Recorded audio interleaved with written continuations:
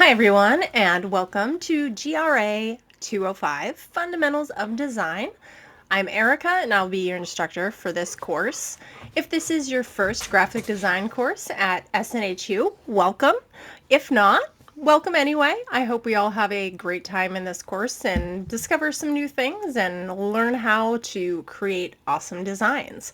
So, as you're getting started in the course, this is your homepage in the course. So if you have not taken any courses yet, this will kind of walk you through what to look at, the important areas that you want to make sure you're reviewing, and I will walk you through some of the first assignments for week 1.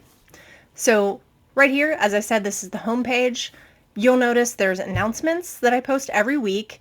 I do typically post video walkthroughs of all the design assignments. I don't typically post a walkthrough for each and every assignment quite like this one. I like to go over this in week 1 just so you kind of know what to look at going forward. So as you're getting started, use the course menu. Of course, this is the announcements area. The learning modules that's where you want to walk through the course content every week. So I'm going to click into that. Your course might look a little bit different than mine, but we will start here in Module 1. So there's the introduction, there's resources. This will show you what to read in your text. There's a lot of great video content. So 7 elements of graphic design, beginning graphic design, fundamentals, elements of design. So these are especially important for our assignment coming up. So elements of line, elements of shape, elements of space, and elements of texture. So take a look at those as you're getting started on the activity for the week. And then, take a walk through these LinkedIn Learning videos. If you haven't started your LinkedIn Learning account, there's a link that you can click. This will walk you through some of the basics in Illustrator. That's what we'll be using for the activity this week. There's a video about the differences between Photoshop, Illustrator, and Design, and when to use each one of those. And then, you can take a look through all of these other resources. Then there's these additional optional resources you could take a look at. These are all very helpful. So, dive in and get started with some of these. Going back to that main Module 1 page, you'll notice we have a discussion this week. This is due on Thursday, so you want to make sure you have your initial post done by Thursday. And what we'll be talking about with this is you'll be introducing yourself. You'll talk about why you're interested in graphic design and how this course will help you achieve your professional goals. And you'll describe one object around you that uses elements of graphic design, and you'll upload a photo of that. If you don't have a photo to upload, you can always take a look at photosforclass.com and see what jumps out at you, and you can use a photo from that website. And then what you'll do is you will talk about what you like about the design, what elements of graphic design you can identify, and how you would improve the design. By Sunday, you'll want to make sure you post 2 responses to your peers. So taking a look at what they posted about, and then you'll sort of respond with what you like about the design that they've shared, aside from what they might have mentioned, and then additional ideas that you have for improving the design that they shared. So that is due on Sunday. Then next up we have the technology check. So this is non-graded, but take a walk through all of this. This will help you install your Adobe software, which is required for this course. Again, we'll set up that LinkedIn Learning account. Highly recommend doing that and using those video tutorials there. And it'll show you how to set up a OneDrive account. So this is a great area that you can store your finished projects in your graphic design courses to eventually put your portfolio together. Then our activity this week that I mentioned is the study of design elements. So we can click into this, and then to review the elements that are required, you'll want to click into this guidelines and rubric. Here you'll see an overview of this assignment. So this will tell you all about this assignment. We're going to use line, space, shape, and texture to express various emotions, and there's a list of 15 words that you can use. There is a template that's provided, so make sure to download that. You'll illustrate 3 emotions using line, 3 emotions using shape, 2 using space, and 2 using texture.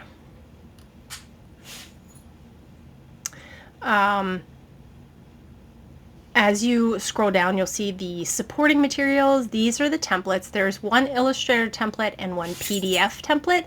These are both able to be opened in Illustrator, so it doesn't matter which one you download, whatever is easiest for you. And then once you click to download that,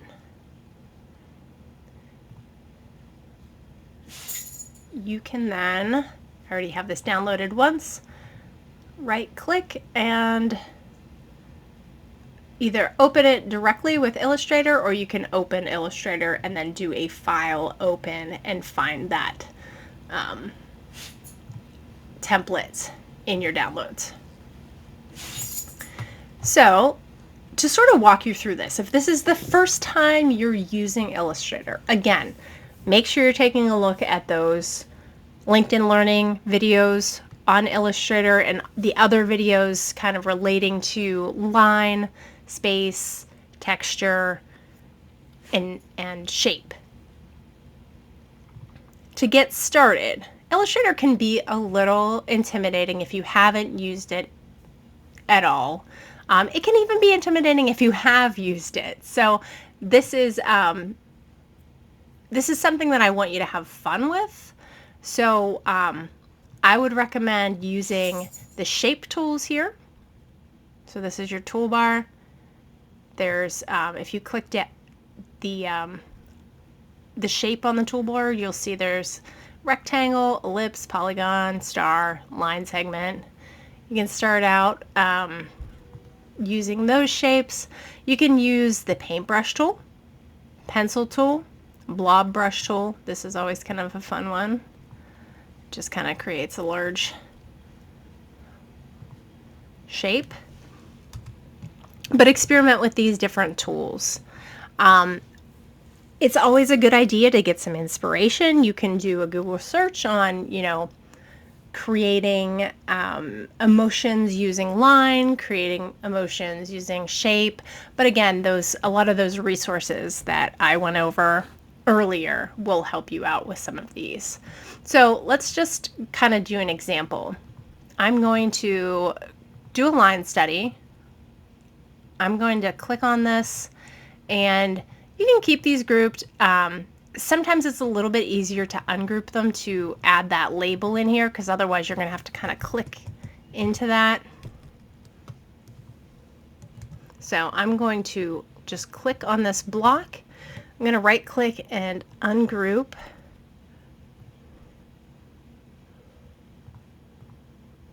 You might have to do it a couple times.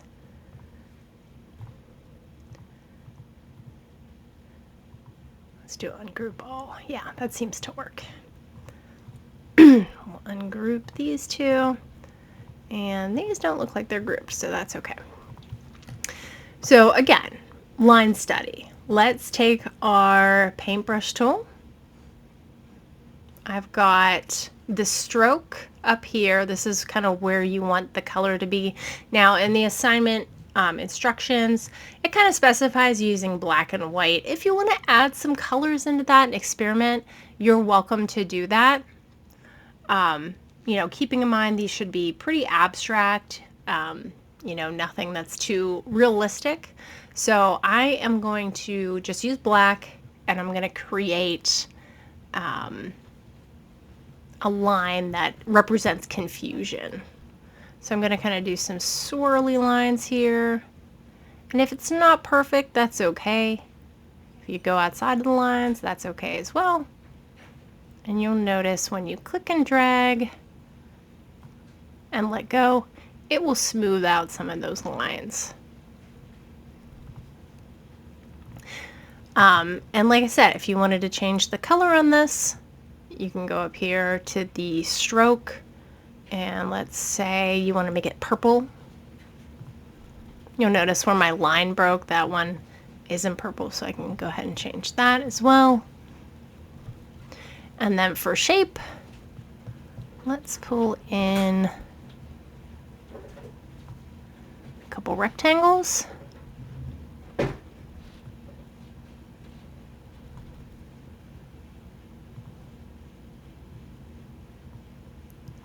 And what's kind of fun about playing with these, if you want to take these off the side, you can. I'm just going to copy and paste this one, so I'm doing a Control C and a Control V.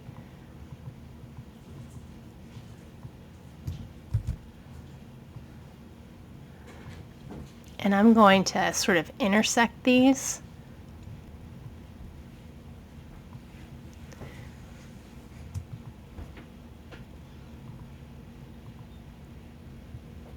I'm going to grab both of these using my Shift key, and I'm going to use my Pathfinder to intersect these shapes. Now, if you don't see this here, you can go to Window, Pathfinder, and once you have both of these selected, you can hit this Unify, and this will unify the shape. So it'll make two shapes all one shape. And you can sort of reshape this if you want, make it a little bit smaller. Again, it doesn't have to be perfect.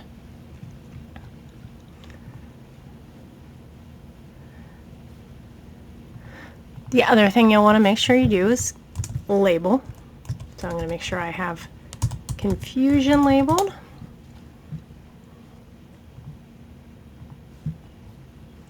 This shape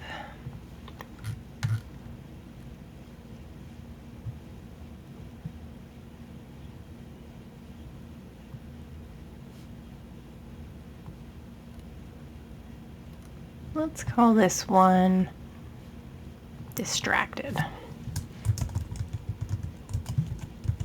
Now for space, one of the things I'm going to do here is kind of play with negative space.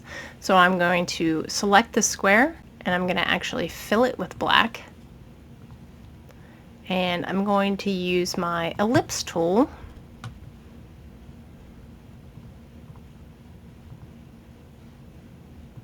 and we'll draw a circle. I'm going to hold the Shift key as I hold the circle, so this will make this a perfect circle. Now if I don't hold the Shift key, you can sort of elongate it, but I want it to be a perfect circle, so I will hold the Shift key to keep the proportions.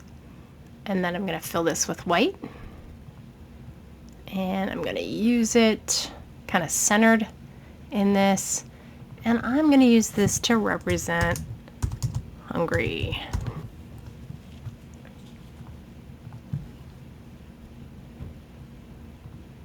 For texture, there's a lot of different ideas that you can kind of play with here. So I'm going to zoom in a little bit so we can sort of see what we're working with here. Again, you can use the paintbrush. You can sort of play around with the brushes up here. You can see there's a sort of a rough brush. And I'm just going to sort of paint kind of a swirl here. What I'm going to do is sort of create copies of this.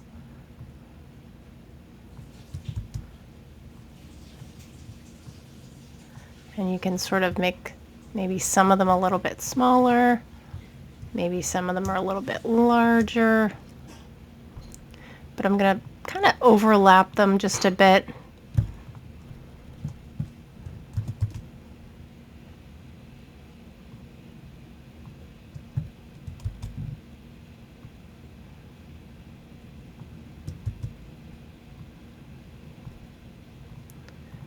Move some things around. And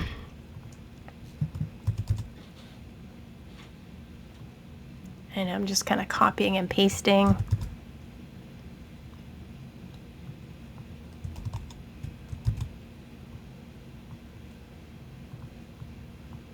Now you can do this, same method if you wanted to without using that that rough texture. And this is gonna, these repeating lines are gonna make a texture in themselves. So you could even take, an ellipse and let's say we're gonna draw kind of a circle shape here. You can always increase the stroke of this if you wanted to, and do the same kind of method here. Maybe create sort of a group of these where maybe there's some variance in the size.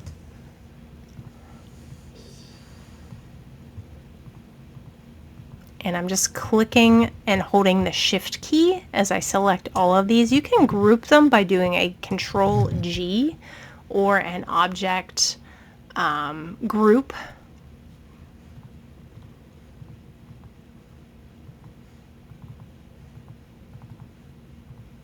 And I'm going to copy and paste these.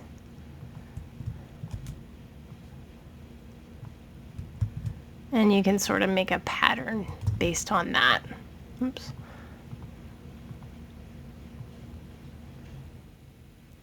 So that sort of creates a texture in itself. So that's a couple ideas for you. You can also play with maybe doing some gradient fills to create a little bit of depth. So doing a fill up here and choosing the black to white gradient.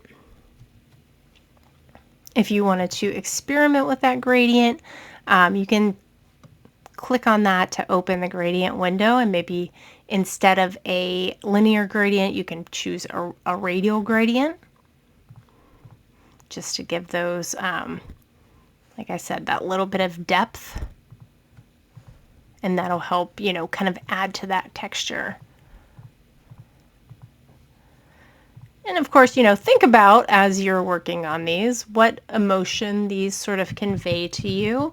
You might not start out with an emotion in mind while you're creating, but, you might start to get a feel for, what this starts to represent to you.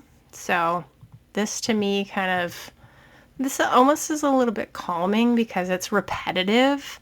So I would kind of go with maybe calm for this one. This one kind of gives me a little bit of anxiety because it's just a little rough and it's a little haphazard. So I might call that one anxiety.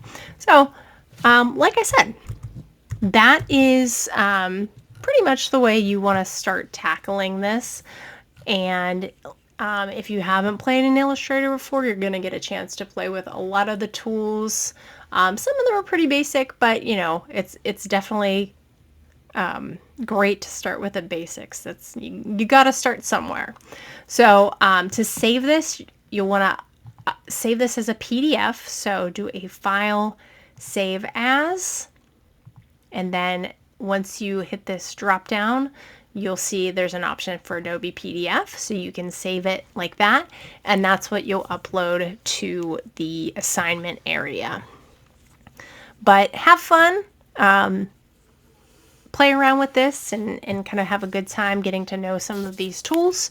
And as always, if you have any questions, you can reach out to me.